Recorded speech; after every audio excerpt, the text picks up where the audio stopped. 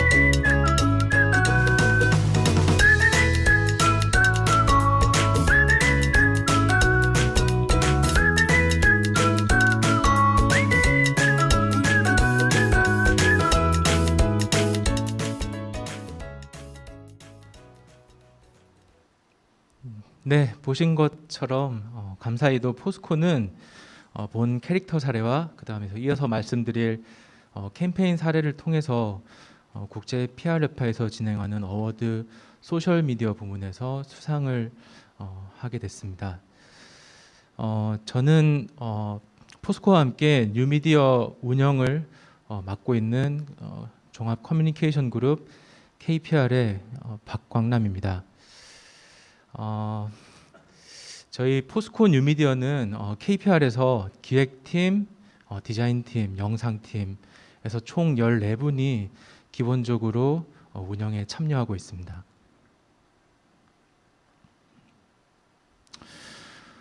포스코는 세계적인 철강 전문 분석 기관이 선정하는 세계에서 가장 경쟁력 있는 철강사의 12년 연속 1위에 선정된 회사입니다. 최근 글로벌적으로 ESG 경영이 강조되면서 기후변화 대응과 그다음 환경에 대한 이해관계자와의 커뮤니케이션이 더욱 중요해지고 있습니다. 이에 포스코는 아시아 철강사 최초로 탄소 중립을 선언하고 기존 글로벌 철강 대표 기업의 이미지를 넘어서 저탄소 시대에 이를 선도하는 친환경 미래소재 대표 기업이 되고자 하는 비전을 제시했습니다. Welcome to Green Tomorrow. 지구를 지키는 친환경 철, 그 맨 앞에 포스코가 있습니다. 무한한 가능성을 지닌 친환경 수소, 그 시작과 끝에도 미래로 달려나갈 전기차, 그 심장에도 포스코가 있습니다. 푸른 지구를 만드는 미래의 베이스가 되다. 그린 투모로우 with 포스코. 한편 B2B 기업인 포스코가 급변하는 뉴미디어 환경 속에서 일반 대중 대상으로 이런 새로운 브랜드 스토리를 소통하기 위해선 뉴미디어를 기반으로 소비 시장에서 강한 영향력을 발휘하고 있는 2030 세대의 인게이지먼트가 무척 중요했습니다. 그러나 포스코의 친환경 사업은 어렵고 낯선 점이 있었고요. 그리고 단기간에 가시적인 사업 결과를 보이기가 어려웠습니다. 그리고 모두가 친환경을 말하는 시대 속에서 차별화 역시 어려움이 있었습니다. 이런 어려움을 극복하고 2030 세대의 인게이지먼트를 만들기 위한 디지털 크리에이티브가 필요했습니다. 저희는 포스코의 브랜디드 콘텐츠를 2030 세대의 공감을 기반으로 하여 화자부터 주제까지 모든 것을 다시 고민을 시작했습니다. 그 이유는 메시지를 전하기에 앞서 메시지를 공감하도록 유도하는 것이 콘텐츠를 기반한 설득 커뮤니케이션의 핵심이라고 생각했기 때문입니다. 그리고 2030 세대의 포스코에 대한 관여도와 그들이 소셜미디어를 어떻게 활용하는지, 즉 그들의 마음과 행동을 고려하여 두 가지 트랙으로 커뮤니케이션을 전개했습니다. 포스코 저관여 타겟은 포스코에 대한 큰 관심 형성을 위해서 인스타그램을 기반으로 2030 세대 정서 교감형 캐릭터 콘텐츠를 운영을 했고, 포스코의 관여도가 높은 타겟에게는 포스코의 친환경 사업을 보다 쉽고 재미있게 전달하기 위해서 유튜브 트렌드 맞춤 오리지널 콘텐츠를 운영했습니다. 먼저 캐릭터 콘텐츠입니다. 기존의 포스코 뉴미디어 채널은 주로 브랜드가 화제가 되어서 대중에게 경영활동 전반의 정보를 전달하는 방식으로 운영을 해왔습니다. 그런데 그러다 보니 타깃들이 이제 교감할 만한 요소가 점차 부족해졌습니다. 그래서 포스코는 창사 이래 처음으로 이제 회사 소셜미디어 캐릭터인 포소코를 선보이고 공식 채널 내 브랜드 스토리텔링 화자의 역할을 맡겼습니다. 포소코는 한국 광고 아카데미 프로그램 중 대학생들이 만들어낸 캐릭터에서 시작했습니다. 그래서 포스코와 기본적인 연관성은 이때 이외의 캐릭터의 세계관은 모두 그들의 감성을 기반할 수 있었습니다. 그리고 석호는 이제 막 사회 초년생이 된 2030 세대가 공감하고 교감할 수 있는 그런 진정한 그들의 캐릭터로 성장해 갈 수 있도록 저희가 운영을 했습니다. 우선 공식 인스타그램에서 전해온 경영활동 전반의 정보는 그들의 관심사인 친환경과 채용 중심으로 집중을 했고요. 그리고 그들이 공감할 수 있는 직장 생활의 고충이나 일상 TPO, 디지털 밈, 트렌드를 연계한 이야깃거리 비중을 확대했습니다. 표현 방식에 있어서도 기존에는 팩트 위주의 메시지 구성을 집중했다면은 이후에는 인스타툰, 패러디 등 타겟에게 특화된 비주얼 크리에이티브에 집중했습니다. 이런 포소코는 인스타그램 외에도 유튜브 채널 그리고 대내 소통 채널, 최근에는 5개 광고, 제페토, 그다음 뉴미디어 캠페인 등에 등장해서 그 역할을 확장해가고 있습니다. 다음으로 유튜브 트렌드 맞춤 오리지널 콘텐츠입니다.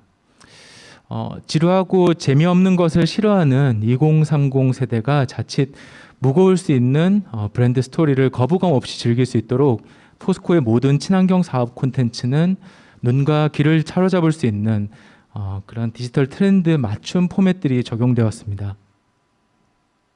정말 이상해. 정말 이상해. 이 세상이 너무 이상해. 아이 내가 뭐 어때서? 내 고백이 어때서? 이럴 수가.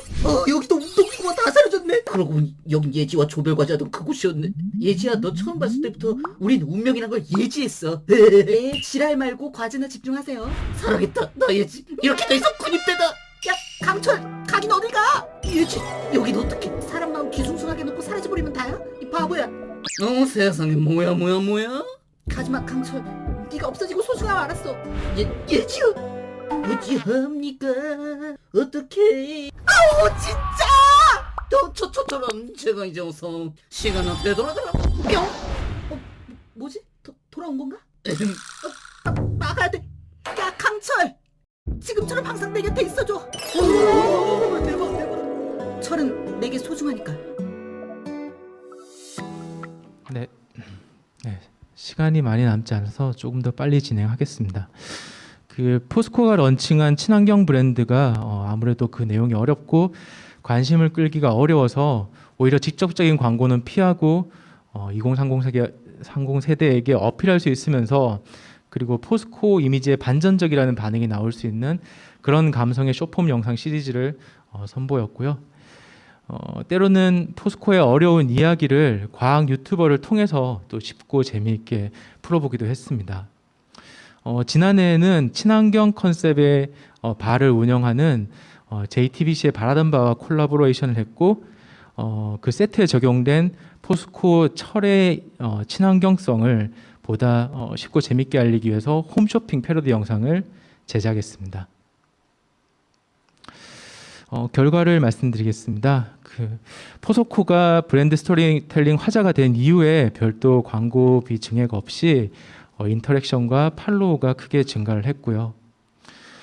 포스코 인스타그램 콘텐츠가 처음으로 이제 언론뿐 아니라 2030 세대들 SNS를 통해서 자발적으로 확산되기 시작했습니다.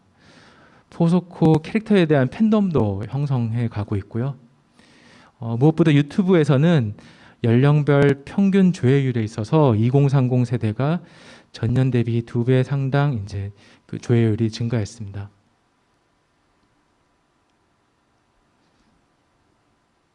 네, 그 앞으로도 포스코는 포스코와 함께 공감에 충실한 커뮤니케이션을 지속해 나가 지속 가능한 미래를 함께 그려가고 싶은 기업이 되는 것을 목표로 하고 있습니다.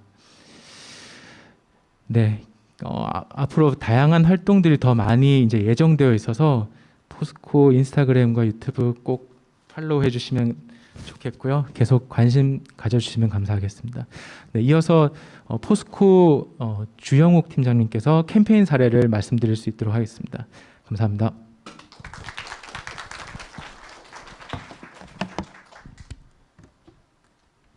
네, 앞서 소개받은 대로 포스코에서 대외 SNS 팀장을 맡고 있는 주영욱입니다. 반갑습니다.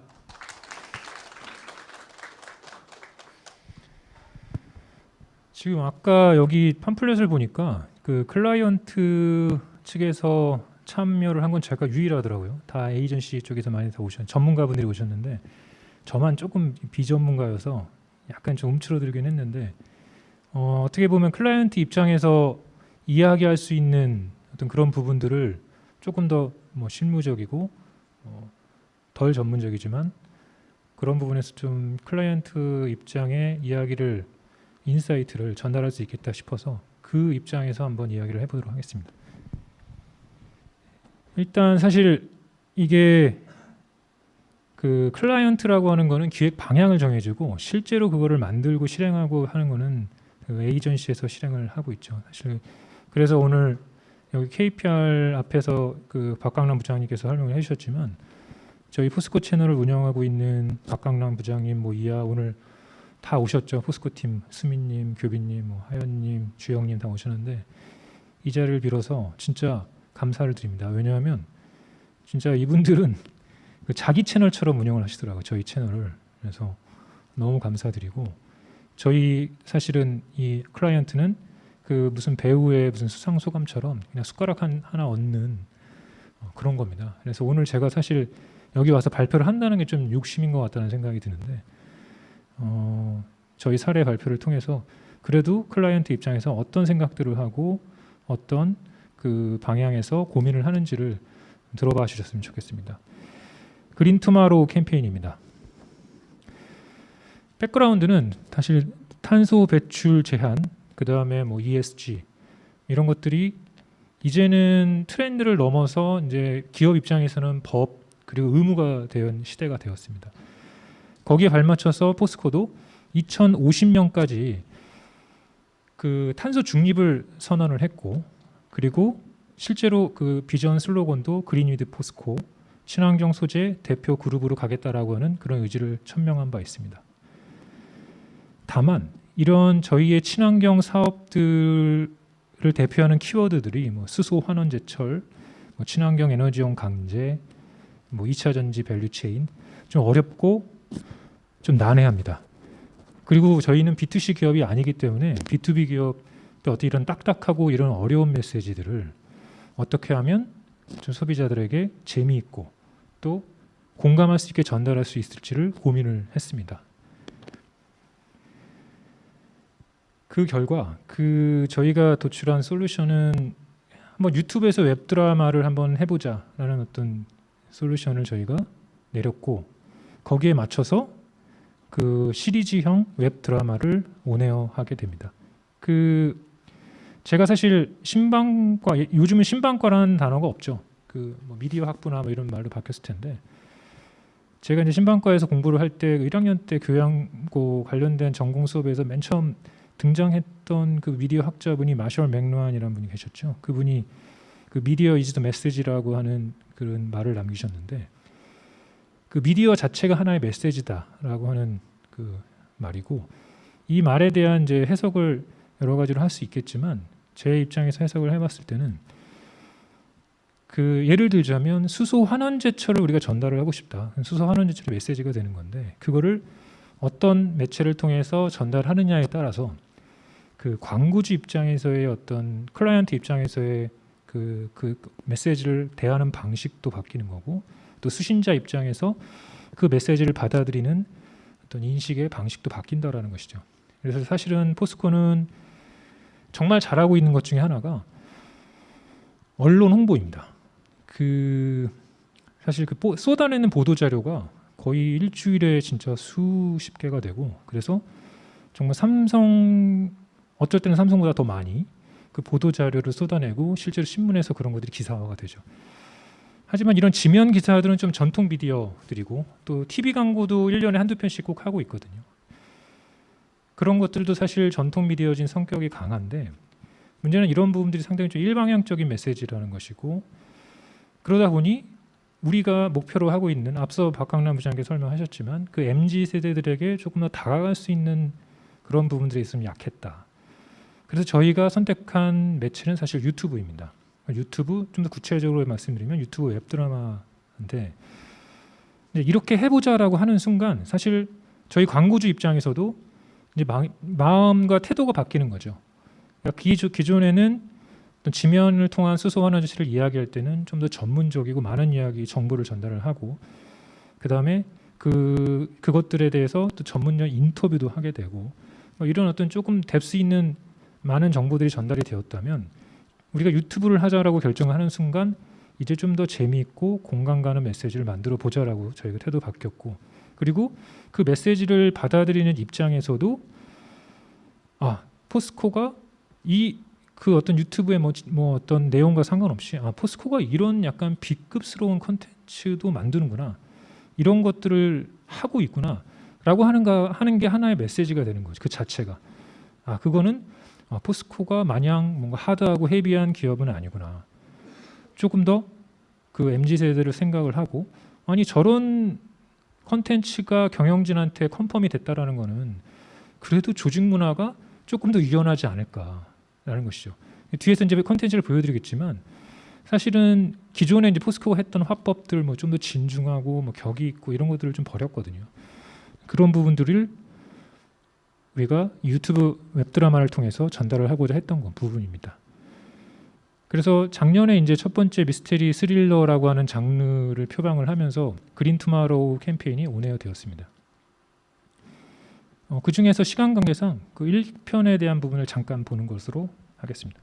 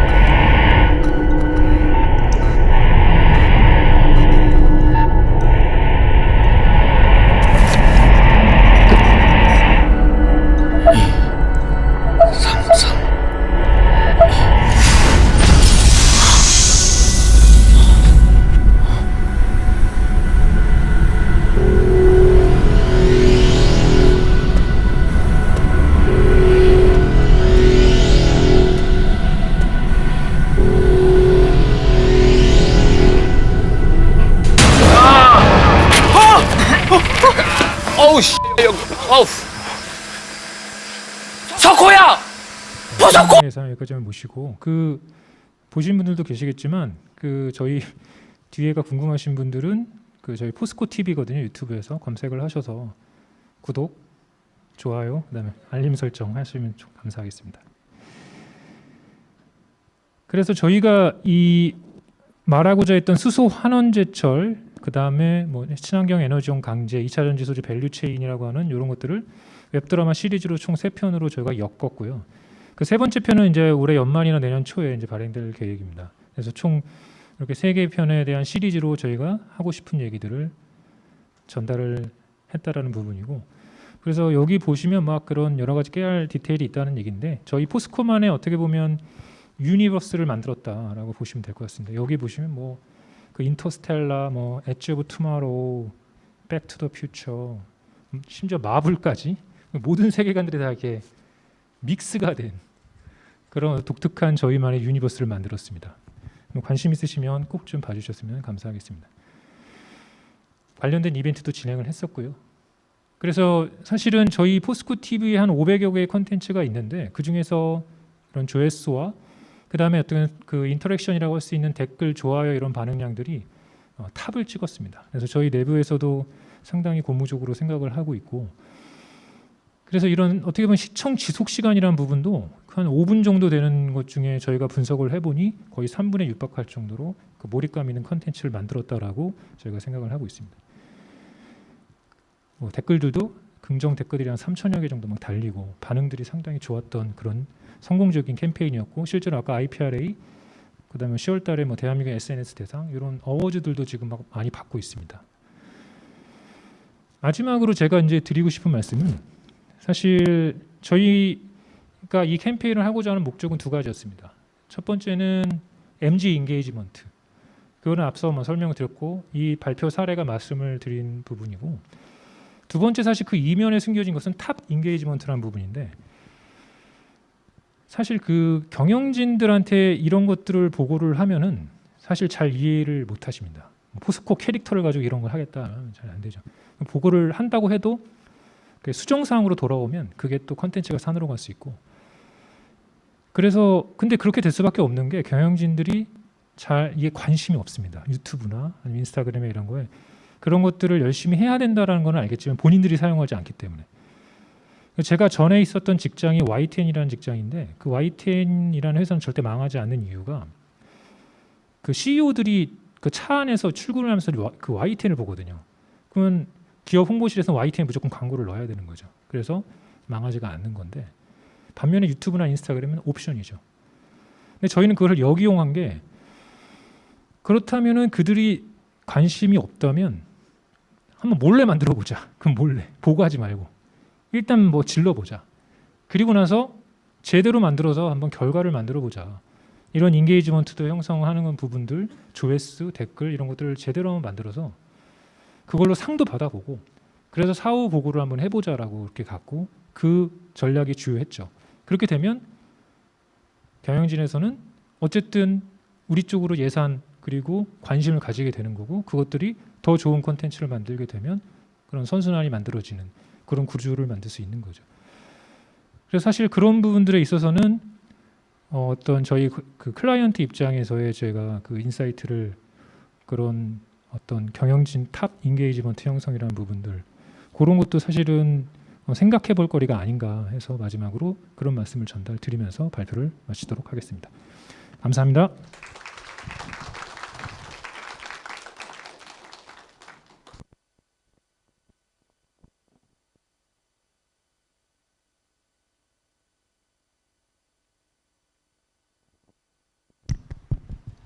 네. 안녕하세요. 저는 에스코토스 컨설팅의 박인호라고 합니다. 감사합니다.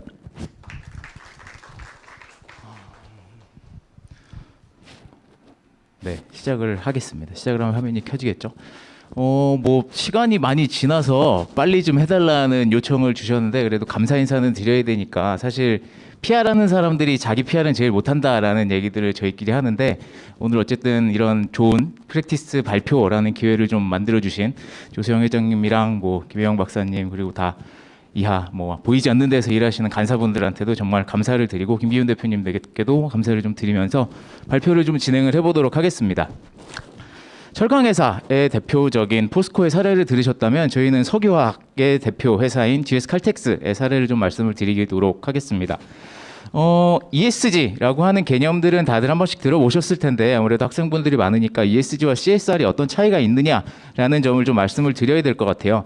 CSR 같은 경우는 어떻게 보면은 회사의 하나의 행동으로서 규정이 지어질 수 있습니다. 그래서 일회성이라는 것들 그리고 단편적인 이벤트성이라는 것들이 성격이 강하다면 ESG는 대단히 다른 성격들을 좀 가지고 있습니다. ESG는 환경에 대한 것, 그리고 사회 관계자들에 대한 것, 그리고 지배 구조에 대한 것들. 그래서 기업들이 좀 착한 기업들이 돼야 한다라는 식으로 기업의 DNA를 바꾸는 식의 어떤 마인드셋의 전환이라고 좀 볼 수 있습니다. 사실은 그래서 ESG 경영으로 전환을 하는 회사들이 대단히 어려움을 많이 겪습니다.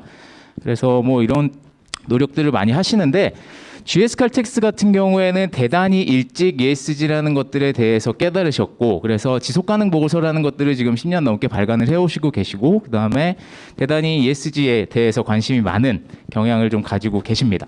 그래서 뭐 ESG에 대해서 좀 말씀을 드리도록 하면은 먼저 저희가 출발점입니다. ESG를 그러니까 GS 칼텍스가 가지고 있는 환경에 대한 관심, 사회관계자들에 대한 관심을 어떻게 하면 보여줄 것인가라는 캠페인의 시작으로 좀 보시면 좋을 것 같습니다. 그래서 보시면은 일단 저희가 집중했던 거는 플라스틱이겠죠. 플라스틱이 왜냐하면은 좀 이따 말씀을 드리겠지만 GS 칼텍스가 여러분 석유화학 기업으로 아시고 보통 이제 주유소로 많이 기억을 하시죠. 그리고 아임료 에너지라는 것들로 많이 기억을 하실 건데 사실은 석유화학으로 발생되는 많은 부산물들 거기서 만들어지는 많은 생산품들을 함께 만드시는 기업들이 바로 GS 칼텍스입니다. 그래서 플라스틱 역시도 GS 칼텍스가 만들어내고 있고요. 그다음에 저희가 문제점의 출발점으로 보는 건 요 세 가지였습니다. 플라스틱과 관련한 정보는 대단히 많은데 그 정보들이 대단히 파편화되어 있다라는 거죠. 어디서는 플라스틱의 폐해만을 얘기하고 있고 어디서는 바이오 소재에 관한 것들만 얘기하고 있고 어디서는 플라스틱을 쓰지 말자는 얘기만 하고 있고 그렇기 때문에 이 파편화된 정보들을 한번 모아보는 것들이 필요하지 않을까라는 것들이었고요. 두 번째는 이런 정보들이 대단히 불친절하다라는 점입니다. 불친절하다라는 점은 대단히 강요한다라는 점이죠. 플라스틱을 쓰지 말라고 강요하거나 어떻게 하면은 분리수거를 잘할 수 있는지 행동에 대한 것들을 좀 많이 강요한다라는 측면들이 있었습니다. 이런 부분들에 대해서 이제 문제의식을 가지고 저희가 출발을 했고요. 그다음에 가장 중요했던 점은 GS 칼텍스 자체가 탄소 배출을 많이 하는 산업에 종사하는 기업이기 때문에 그것들에 대한 환경적인 책임감을 가지고 있었다라는 점이죠. 그래서 어떻게 하면은 그 탄소 배출이라는 환경을 파괴한다는 것들에 대해서 책임을 지고 우리가 어떻게 해결을 할 수 있을까라는 것들에 대한 고민을 좀 시작을 해봤습니다. 말씀드렸던 것처럼 GS 칼텍스는 석유에서 만들어지는 많은 것들을 만들어냅니다. 그 중에 하나가 바로 플라스틱이라는 거죠. 그래서 PP도 만들고 PE도 만들고 그랬던 것들을 뭐 폴리머 사업이라고 하는데 이런 부산물들을 대단히 많이 만들어내고 있는 회사입니다. 그래서 여러분들이 뭐 단순히 오해하시기로 주유소 하는 회사 아니냐라고 생각을 하시는데 그렇지 않습니다. 플라스틱도 만들어내고 다양한 것들을 만들어낸다라고 좀 이해를 해주시면 좋을 것 같고요. 그래서 결국은 GS 칼텍스에서 하고 싶었던 것은 플라스틱에 대한 얘기였습니다. 어떻게 하면은 플라스틱이 야기하는 위협들을 우리가 조금이라도 해결하는 캠페인을 벌여볼까라는 점에서 우리의 ESG, 우리의 친환경적인 DNA를 일반인들에게 보여주자라는 식의 캠페인이 시작되었던 것입니다. 그래서 가운데 있는 게 저희가 가장 중점적으로 출발을 했던 부분입니다. GS 칼텍스가 논의하면서 가장 중점적으로 시작되었던 부분들이고요. 그 다음에 가장 중요한 점은 또 한 가지가 있겠죠. GS 칼텍스가 어떤 가치관을 가지고 어떤 비즈니스를 펼치고 어떤 활동들을 하느냐라는 것들이 반드시 반영이 되어야겠죠. ESG라는 것들은 단순히 기업의 CSR 활동과는 다르게 기업들이 가지고 있는 생각과 가치관을 보여주는 것이기 때문에 기업들이 가지고 있는 것들을 함께 녹여내는 것들이 무엇보다 중요했습니다. 그리고 또 한 가지 저희가 생각했던 것은 GS 칼텍스와 함께 논의했던 것은 이해관계자에 대한 부분들입니다. 지금 단순히 CSR 활동이라고 하면은 우리가 어디 가서 기부를 하거나 우리 임직원들이 어디 가서 봉사활동을 하거나라는 것들을 많이 생각하실 텐데요. 이렇게 해서는 일회성밖에 되지 않는다. 지속가능성이라는 것들이 이어지지 않는다라는 것들. 우리가 지속가능한 환경을 만들어내는데 지속가능한 캠페인도 만들어야 되지 않겠느냐라는 것들 때문에 다양한 이해관계자들을 우리의 영역으로 함께 끌어들여서 함께 논의하고 함께 고민하고 함께 해결하는 것들을 좀 만들어 보자라는 것들에서 좀 시작을 했습니다. 그리고 이제 또 중요한 점이 말씀드렸던 것처럼 GS 칼텍스의 가치를 반영하는 것들이겠죠. GS 칼텍스 같은 경우는 자원 순환 경제라는 것들에 대단히 많은 관심을 가지고 2000년대 초반, 2010년대 초반부터 이 부분들에 대해서 실제 사업들을 행동으로서 진행을 하고 계셨습니다. 무슨 얘기냐면은 여러분들 자원으로서, 그러니까 우리가 생산품으로서 만들어지는 플라스틱 제품이라는 것들을 그것들이 버려지면은 단순히 폐기물로 끝나는 것들이 아니라 새로운 제품을 만들 수 있는 자원으로 순환시키자라는 게 자원 순환의 개념입니다. 그래서 버려지는 것들을 다시 한번 가공하고 처리하고 어떤 다양한 과정들을 거쳐서 그것들이 새로운 플라스틱 제품으로 만들어질 수 있도록 만들어내는 것, 그것들이 자원순환의 가치라고 볼 수 있고요. GS 칼텍스는 실제로 친환경 복합수지라는 것들을 만듭니다. 기존의 복합수지라는 것들을 통해서 플라스틱 제품을 만드는데 거기다가 기존에 쓰여졌던 제품들을 다시 한번 가공하는 과정을 거쳐서 그것들을 원료로 섞어서 친환경 복합수지를 대단히 많이 만들어내고 있고요. 이런 것들을 회사가 기존에 가지고 있었기 때문에 저희가 자신 있게 ESG 캠페인이라는 것들을 좀 시작할 수 있었다라고 보시면 좋을 것 같습니다. 캠페인을 기획하기 위해서는 공부를 엄청나게 해야겠죠. 여러분 학교 졸업하면 공부 안 하는 줄 알지만 직장 가면 더 많이 합니다. 짜증나죠? 어쨌든 더 많은 공부가 더 진행이 돼야 되고 이것 때문에 저희가 엑셀 표를 수십 개의 문서를 만들면서 도대체 다른 기업들은 무엇을 하는지, 플라스틱에 대해서 어떤 활동들을 하는지, 플라스틱은 뭔지, 플라스틱과 관련된 이해관계자들은 누구인지, 플라스틱과 관련된 이해관계자들 중에서도 생산하는 사람들, 소비하는 사람들, 수거하는 사람들, 폐기하는 사람들, 전처리하는 사람들, 후처리하는 사람들, 가공하는 사람들까지 엄청나게 많은 이해관계자들이 있는데 이 사람들이 과연 누구고 어떤 일들을 하는지라는 것들을 빠짐없이는 못 모았겠지만 하여튼간 엄청나게 많이 모았습니다. 이것들을 모으는데 몇 주간이나 걸릴 정도로 많이 모았고 이것들을 통해서 저희가 컨셉이라는 것들을 만들어내는 것들입니다. 그래서 학교에서 배우는 공부 말고도 실제로 저희가 이제 사회에 나가보고 직장을 다니다 보면은 이런 것들을 많이 공부를 해야 된다라는 말씀을 드리고 자랑스럽게 이제 글씨는 안 보이지만 보여드리는 겁니다. 저희가 찾은 것들은 이런 것들입니다. 석유화학회사에서도 플라스틱과 관련된 활동들을 대단히 많이 하고 계시죠. 다 익숙한 대기업들이 다 계시고 그다음에 그런데 여러분들 자세히 보시면 좋겠지만 대단히 많은 것들을 하십니다. 근데 저희가 읽어보면은 무슨 얘기인지 모르겠어요. 너무나 어렵습니다. 폴리머라는 거, PP, PE, 고밀도, PPT, 이런 것들, 이런 소재들 자체도 어렵고 그것들을 가공하는 방식이라는 용어 자체들도 화학식이기 때문에 너무나 어렵다라는 점들입니다.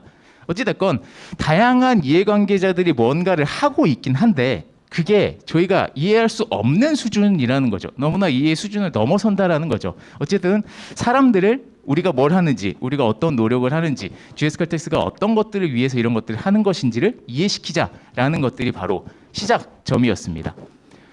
그래서 저희가 만들어낸 개념 자체가 GS 칼텍스와 논의해서 만들어낸 개념 자체가 플라스틱 리터러시라는 것입니다. 리터러시라고 하는 것들 여러분 다 아시죠? 독해력, 그러니까 글을 쓰고 이해할 수 있는 능력. 그래서 글을 이해하고 쓸 수 있는 능력들을 의미합니다. 그리고 여러분들 수업 시간에 배우셨겠지만 미디어 리터러시, 디지털 리터러시라는 것들, 미디어를 이해하고 미디어에서 나오는 내용들을 이해해서 내가 미디어에서 나오는 정보들을 직접 활용할 수 있는 능력들을 의미합니다. 거기서 착안을 해서 플라스틱 리터러시라는 개념을 저희가 하나 만들었습니다. 그래서 플라스틱과 관련해서 플라스틱이 어떻게 만들어지고 어떻게 버려지고 어떻게 다시 재사용이 되는지를 정확히 이해하자. 플라스틱의 라이프 스타일, 그리고 그 라이프 스타일 사이사이에서 발생하는 문제점들을 이해하고 나면 우리가 플라스틱을 조금 더 잘 사용할 수 있는 방법들을 이해할 수 있을 것이다 라는 점에서 플라스틱 리터러시라는 단어를 만들어낸 겁니다. 그래서 플라스틱 리터러시의 이 정의를 보시면은 플라스틱의 생산, 활용, 폐기, 수거, 재활용 등 라이프 사이클에 대한 전반적인 이해를 바탕으로 긍정적인 영향을 주기 위해 올바른 활용 능력을 기르는 것들을 우리는 플라스틱 리터러시라고 한다라는 정의를 함께 내렸던 것이죠. 이런 것들을 내리고 나니까 과연 저희 개념이 맞는가라는 의문이 생기죠. 그래서 리터러시와 관련된 개념들을 쭉 찾아봤습니다. 다행히 유엔의 한 기구에서 오션 리터러시라는 캠페인들, 그러니까 뭐 이런 사이트들, 이런 활동들을 하고 계십니다. 그래서 바다가 우리한테 주는 영향력, 우리가 바다에 주는 영향력들에 대해서 뭐 툴킷도 만들고 이해관계자들과 논의도 하고 이런 활동들을 많이 하고 계시더라고요. 그래서 되겠다. 야, 이 플라스틱 리터러시라는 게 먹히겠구나. 우리도 이런 점에서 착안을 해서 응용을 해볼 수 있겠구나. 라는 식으로 플라스틱 리터러시에 대해서 확신을 갖게 되는 거죠. 다음에는 이제 플라스틱에 대해서 컨셉을 강화하는 것들이겠죠. 플라스틱 리터러시에 대한 정의를 저희가 내렸지만 그것들에 대해서 GS 칼텍스가 얘기하는 플라스틱 리터러시란 무엇인가라는 것들을 조금 더 강화하고 조금 더 구체적으로 설명하고, 왜냐면은 플라스틱도 어려운데 플라스틱 리터러시라는 개념들이 이해관계자들한테 설득하기 위해서는 더더욱 많은 과정들이 필요하겠죠. 그래서 이런 것들을 개발을 하기 시작합니다. 그래서 GS 칼텍스의 리터러시란 무엇이냐?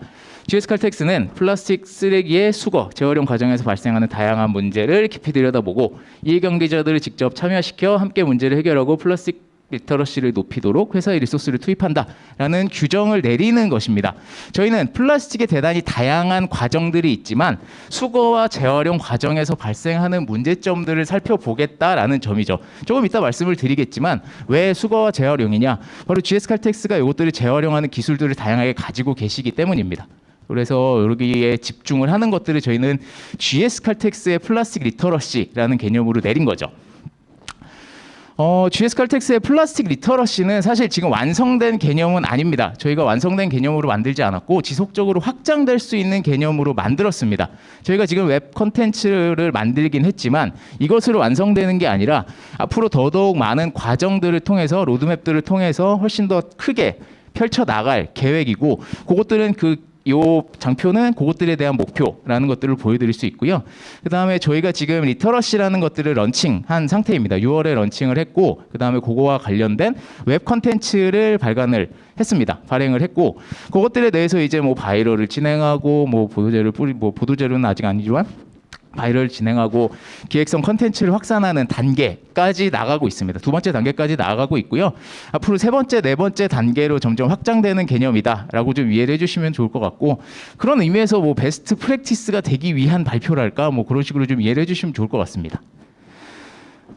저희가 웹 컨텐츠를 만드는 데 있어서 그렇다면 어떻게 사람들한테 정보를 전달해야 되느냐라는 것들, 어떻게 만들어야지 사람들이 조금 더 쉽게 이해하고 조금 더 많이 참여할 수 있겠느냐, 이해도를 높일 수 있겠느냐, 이해관계자들이 우리의 목소리에 귀를 기울이겠느냐라는 점들을 고민을 해봤습니다.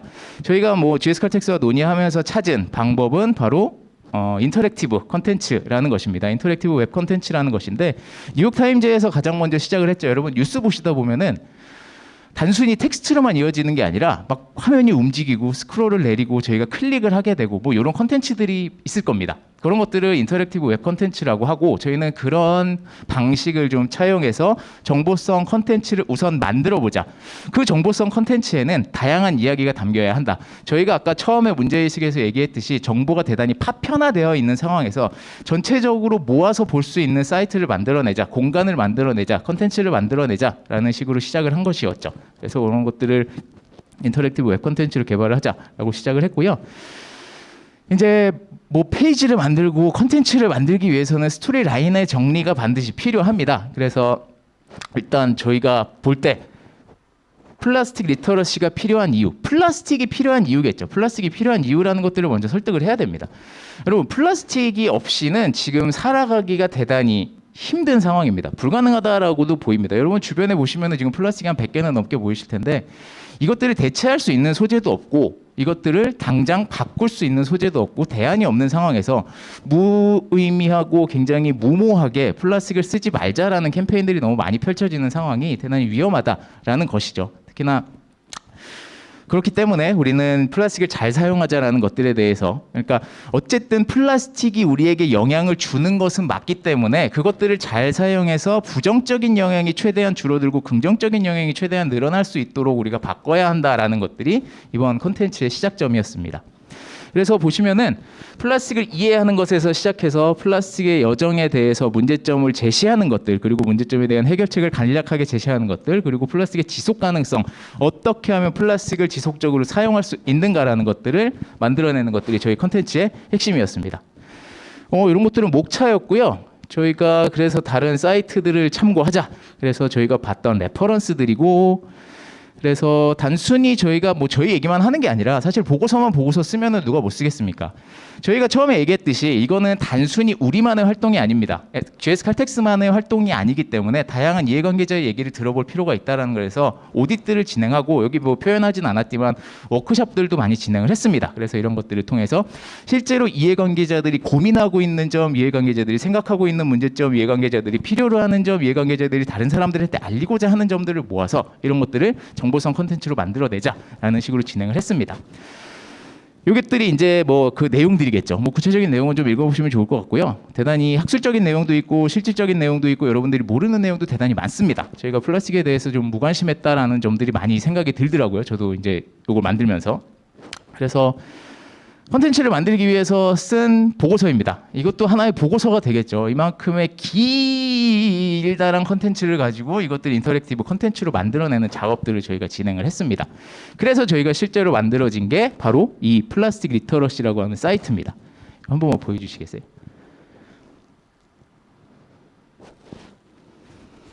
네. 이런 거예요. 인터랙티브라는 것들이 단순히 여러분 고정된 화면으로만 보이는 게 아니라 스크롤을 내리면 내릴수록 많이 보이고 이런 것들. 그래서 챕터 3 한번 저희가 눌러주시면은 챕터 1, 2에서는 플라스틱의 문제점이나 진행 과정에서의 문제점들을 보여드렸다면 챕터 3에서는 지속 가능 발전을 위해서 어떤 점들을 해야 되는지라는 것들을 지속적으로 보여드리는 겁니다. 그래서 GS 칼텍스가 가지고 있는 MR과 CR 기술이라는 것들을 보여주기 위해서 이런 식으로 컨텐츠들을 구성하는 겁니다. 그래서 스크롤을 내리면 내리고 이제 누르면 누를수록 실제로 컨텐츠가 돌아가고 인터랙션을 강화하는 컨텐츠이죠. 그렇기 때문에 저희가 인터랙티브 웹 컨텐츠라고 부르는 점이고요. 이런 것들을 만들어낸 거죠. 저희가 시간 관계상 많은 부분을 보여드릴 수 없는데 여러분 GS 칼텍스 플라스틱 리터러시.com으로 들어가시면은 보실 수 있습니다. 이거에 이제 여러분들의 숙제가 되겠죠. 저희의 조회수를 좀 높여주는 것들. 그래서 그런 것들을 좀 진행해 보시면 좋을 것 같고. 어찌됐건 요거만 만드는 게 목표는 아니었습니다. 저희는 지속적으로 이제 만들어 나가는, 앞으로 아까 보셨듯이 계획이 계속 거창하게 있었죠. 그래서 지금 당장은 바이럴에 대한 컨텐츠, 그러니까 어쨌든 대단히 좋은 컨텐츠를 만들었다고 저희 스스로 자부를 하고 있습니다. GS 칼텍스 입장에서도 대단히 좋은 컨텐츠를 만들었다라고 생각을 하고 계시고, 그렇기 때문에 이 컨텐츠를 보다 많은 이해관계자들, 여러분들을 포함한 다양한 일반 공중 플러스 이해관계자들이 볼 수 있도록 바이럴 활동을 진행하는 것들을 하고 있고요. 실제로 저희가 최근에 여러 군데를 돌아다니면서 플라스틱과 관련된 플레이어들이 많습니다. 그래서 이것들을 가지고 사업을 하시는 분들, 뭐 처리를 하시는 분들, 수거를 하시는 분들 다 모아서 인터뷰를 진행을 하고 있습니다. 그래서 다양한 목소리를 듣고 이런 것들을 토대로 조금 더 깊이 있는 컨텐츠들을 만들어내는 작업들을 진행을 하고 있습니다. 완성 컨텐츠는, 그러니까 완성된 프로젝트는 아니지만 어쨌든 저희가 좀 평가를 내려보면 먼저 가운데 보시면은 여러분 이론적인 부분에서 뭐 조세영 교수님 계시고 최영렬 교수님 계시지만 배우는 것들이 많을 겁니다. 아마 저희가 진행하는 것들, 뭐 CPR이라고 볼 수 있겠죠. 이런 것들이 조직의 평판을 높이는 데 얼마나 많은 도움을 주는가라는 것들, 특히나 기업이 직접 수행하고 있는 가치관이라는 것들, 가지고 있는 가치관이라는 것들을 활용해서 평판이라는 것들을 높일 수 있는 것들을 좀 보여드릴 수 있고, 그다음에 PR은 어쨌든 쌍방향 과정 아니겠습니까? 그래서 이해관계자들의 얘기들을 듣는 것, 단순히 우리 정보를 전달하는 것들이 아니라 이해관계자들의 얘기도 들을 수 있는 것들을 조금 만들어 보려고 노력을 하고 있고요. 그다음에 겉에 큰 거를 보시면은 저희가 생각하는 좀 실무적인 내용들입니다. 그래서 보시면은 이해관계자들이랑 어쨌든 지속적으로 컨텐츠를 가지고 논의를 하고 있고요. 컨퍼런스까지로 만들 계획이고, 그다음에 새로운 좀 툴을 사용해 봤다라는 것. 기존에 PR에서 뭐 홈페이지 만들거나 페이지 만드는 거 많이 만드셨지만 인터랙티브 캠페인이라는 것들, 인터랙티브한 컨텐츠를 좀 만들어서 이해관계자들에 대한 참여도나 집중도나 인식이나 이런 것들을 좀 높이려고 노력했다라는 점이 가치관인 것 같고, 저희가 생각하는 가장 큰 실무적인 가치는 확장성입니다. 이 플라스틱 리터러시라는 컨셉을 저희는 가지고 있기 때문에 이것들을 좀 무한히 확장할 수 있다라는 점이죠. 그래서 기업의 성격을 반영하고 환경에 대한 것들을 반영하고 이해관계자들의 목소리를 반영해서 하나의 거대한 엄브렐라 개념의 컨셉을 가지고 있기 때문에 앞으로 이것과 관련된 세부 활동들, 세부 콘텐츠들은 요 바운더리 안에서 얼마든지 만들어낼 수 있다라는 점들이 GS 칼텍스가 가지고 있는 ESG 캠페인의 가장 큰 가치라고 생각이 됩니다. 이상입니다.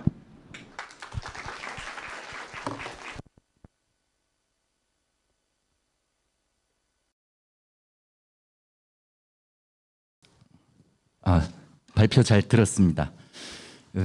CPR을 주제로 했는데 이제 두 회사에서 모두 ESG를 주제로 이제 오늘 발표를 하게 됐는데, 여러분들이 이제 학생 때 배울 때 PR을 배우고 있는데 왜 PR인들이 ESG를 얘기하나 궁금하실 수 있을 것 같아서 잠깐 말씀드리면, 저도 17년 전에 석사 공부를 할 때 PR을 배우러 들어갔더니 사회공헌 활동이라는 게 또 한 챕터로 있고 PR인들이 관심을 많이 가지고 있더라고요. 근데 PR 자체가 아마 중장기적인 이해관계자 관계 관리다 보니까 그런 CSR 주제라든가 ESG 이런 것들이 기업이 중장기적으로 이해관계자 관계 관리를 하는 데 있어서 중요한 소재가 될 수 있어서 아마 지금 관심이 핫하다고 보고 있습니다. 실제로 PR 임원들이 사회공헌 활동 파트에 임원을 겸해서 하는 경우도 있습니다.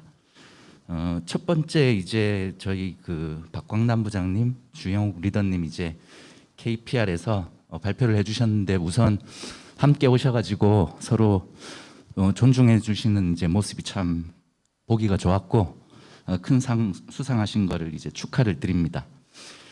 인상 깊었던 점은 전략단에서 투 트랙으로 이렇게 나눈 다음에 인스타그램에서는 뭐와 뭐의 비율을 7대3으로 가져가고 유튜브에서는 반대로 해서 숫자를 명확하게 가지고 출발을 했더라고요. 그래서 아마 그것을 운영하는 뭐 직원들 혼돈 없이 채널 정체성을 명확하게 이제 끌고 갈 수 있을 것 같아서 그 부분이 되게 돋보였던 것 같고, 저도 사전에 이제 자료를 받아보고 그 부분이 되게 궁금했습니다. 병맛 B급 주제인데 저게 과연 포스코라는 그룹에서 지금 어떻게 승인을 받아가지고 진행이 된 건가가 되게 궁금했는데, 오늘 얘기를 들어보니 보고를 안 하고 기습적으로 또 하는 방법으로 해서 그나마 또 좋은 성과를 올렸던 것 같습니다.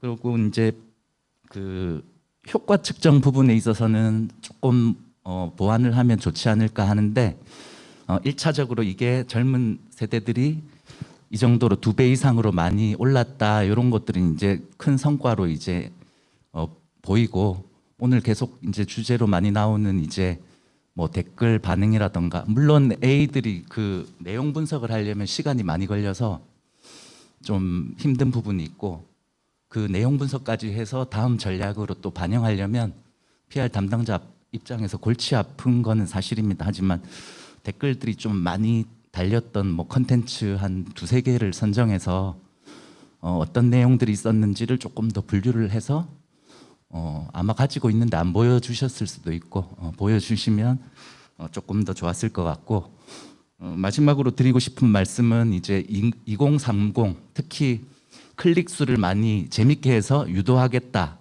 이런 작업들에 집중하다 보면 우리가 제일 상단에 설정한 그 목표 2030과 함께 지속 가능한 미래를 만들어 나가겠다는 그 목표에 이 개별 실행들이 어떻게 기여했는지 또 그걸 놓치는 경우가 이제 종종 있는데 이 큰 목표 달성을 위해서 이런 그 유튜브라던가 이런 캐릭터 개발 이런 것들이 어떻게 기여했다 이런 것들을 좀 더 볼 수 있으면 좋을 것 같고 저는 이제 이런 큰 기업에서 유튜브 콘텐츠를 만들었는데 300만 회, 500만 회 이렇게 나오는 경우가 있다는 걸 오늘 또 처음 알게 돼서 그런 부분들은 되게 수행을 잘 하신 게 아닌가 이 정도로 얘기하고 마무리하겠습니다.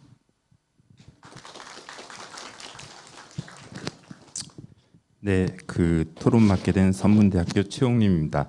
그 사실 오늘 되게 기분이 좋은 게 이런 그 학회에서 사실은 교수들 뭐 그리고 또 전문가님들도 많이 만나게 되지만은 이 학생들이 이렇게 같이 하게 되는 경우가 그렇게 많지가 않은데 이번에 회장님께서 되게 좋은 자리를 마련해 주신 것 같아요. 오늘 또 사례가 공유된 것들도 너무나 흥미로운 거였고 오늘 사실 되게 많은 얘기들이 나왔어요. 되게 중요한 얘기들이 나왔는데 뭐 첫 번째 뭐 포스코 얘기도 할 때 저 그런데 포스코 하면서 그 생각이 났거든요.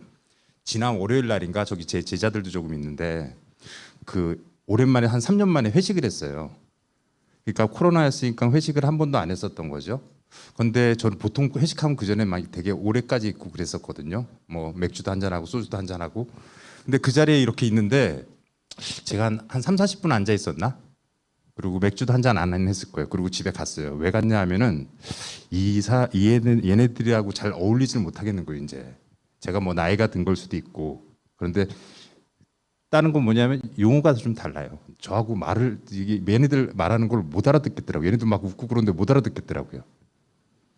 이게 되게 중요한데 사실은 포스코가 2030들한테 갈 때 온라인에서 보면은 그 전에는 저 같은 그런 교수 같은 꼰대 교수 같은 그런 존재로 인식이 되지 않았었을까 하거든요. 그 전까지는.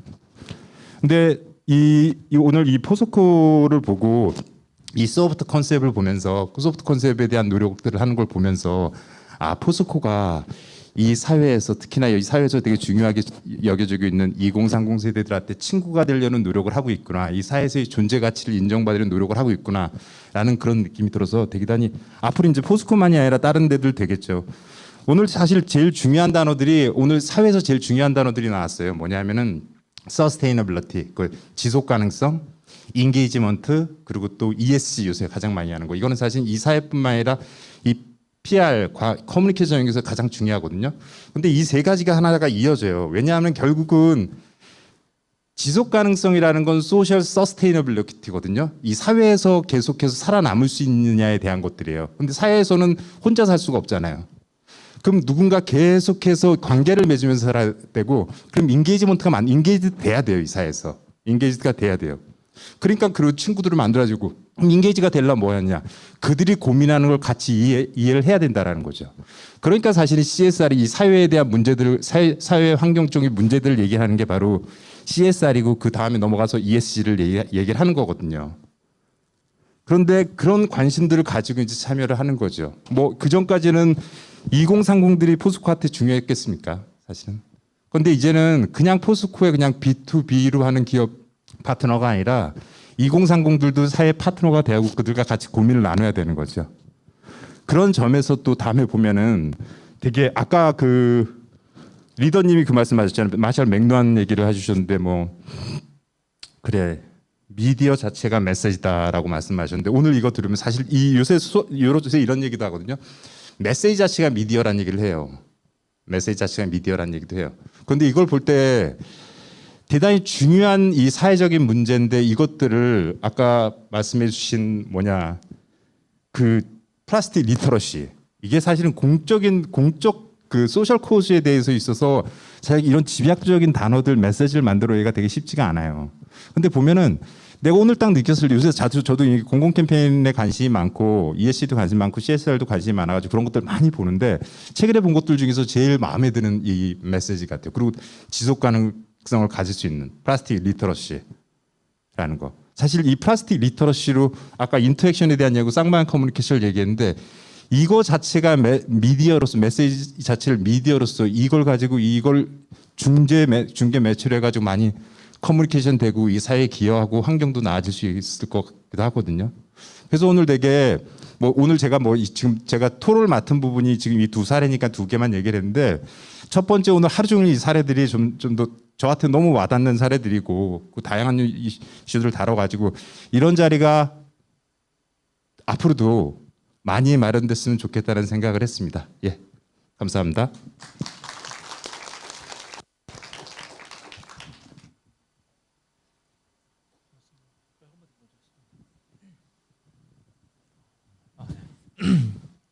네, KPR 박광남입니다. 우선 저는 이 세미나 자리는 처음인데 처음이고 주로 이제 실무에 이제 집중을 해서 회사 생활을 해왔는데 이렇게 사례를 발표하기 위해서 준비하는 과정부터 또 여기 실제 오프라인에 와서 현장에 와서 여러분들 앞에서 사례를 공유하고 또 교수님 및 대표님들께 또 피드백을 받고 이런 게 되게 이 자체가 굉장히 색다른 어떤 경험이 되는 것 같고요. 그리고 실무자로서 주로 특히 소셜미디어 운영 같은 경우에는 굉장히 짧은 호흡으로 속도가 중요하다 보니까 또 물론 저희도 댓글도 보고 하지만 더 깊게 봤을 때 알 수 있는 인사이트를 또 놓치는 경우도 있는 것 같습니다. 그래서 좋은 말씀 주신 것 같아서 이후에 저희 또 현업으로 돌아갔을 때도 그런 부분을 좀 더 챙겨보고 더 좋은 사례를 만들고 싶다는 생각을 했습니다. 네, 고맙습니다.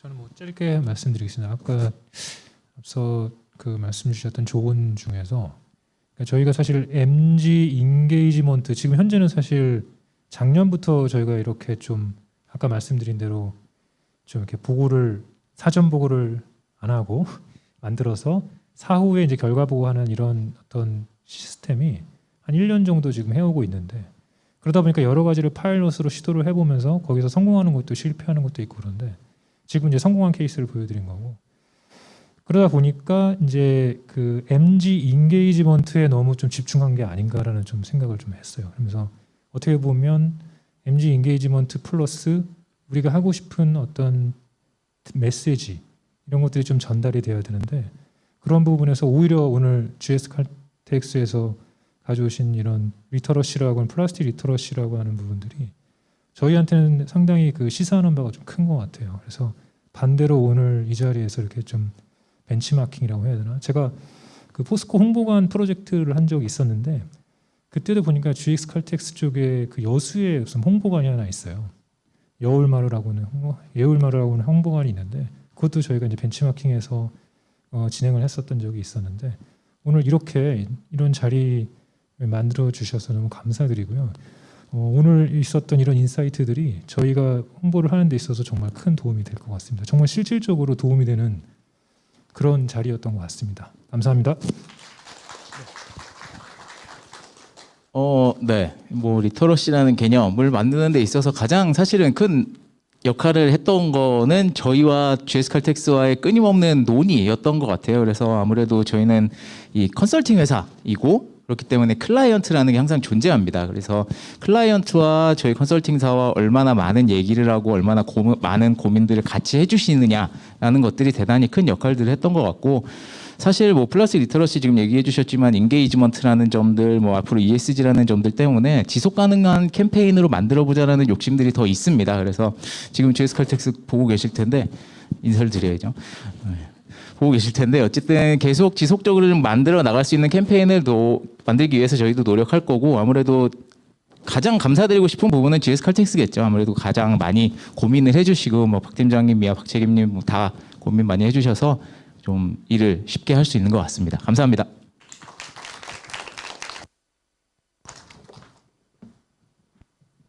네, 이로써 세 번째 세션을 마치도록 하겠습니다. 발표자님, 토의자님 다시 한번 감사드립니다. 큰 박수 부탁드릴게요.